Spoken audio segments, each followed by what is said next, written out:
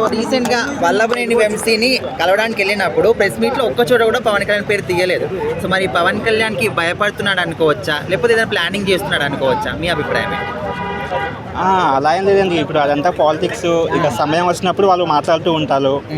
ఇక వాళ్ళంతా అదే ఇక పొలిటికల్గా అవన్నీ అవుతూ ఉంటే లేదు. ఇక పవన్ కళ్యాణ్ గారు తెలిసి ముందు చాలా గొప్ప మనిషి, అన్ని మంచి పనులు చేస్తున్నారు. సరే ఇప్పుడు బ్యాడ్ లెక్క జగన్ గారు కూడా కాస్త అది తగ్గారు అనుకోవచ్చు. ఇక సమయం వచ్చినప్పుడు ఎవరైనా మాట్లాడతారులేండి అని అంటే అధికారంలో ఉన్న వాళ్ళని గుడ్డలేసి కొడతా ఇట్లా ఏదో కొన్ని మాటలు కూడా మాట్లాడాడు.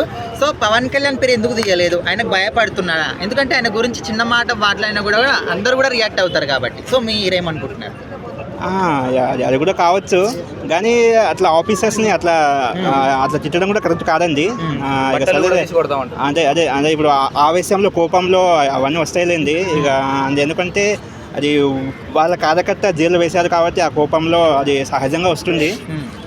బట్ ఇప్పుడు చూద్దాం ఇక ఫ్యూచర్లో ఏమవుతారో. ఎందుకంటే జగన్ గారు కూడా సీఎంగా ఉన్నప్పుడు కూడా మేబీ అతను కూడా సీఎం ఇప్పుడు ఎట్లయితే ట్రీట్ చేస్తున్నారో అతను కూడా సీఎం అలాగే ట్రీట్ చేసి ఉండొచ్చు. ఇప్పుడు మన సిబిఎన్ గారు కూడా జైల్లో పెట్టడం, లాయర్తో మాట్లాడడం అవన్నీ చాలా చేశారు కదా. సో వాళ్ళు కూడా అలా చేస్తున్నారు. ఇక ఇవన్నీ పొలిటికల్ డ్రామాగా మనం అట్లా ఊహించుకోవచ్చు.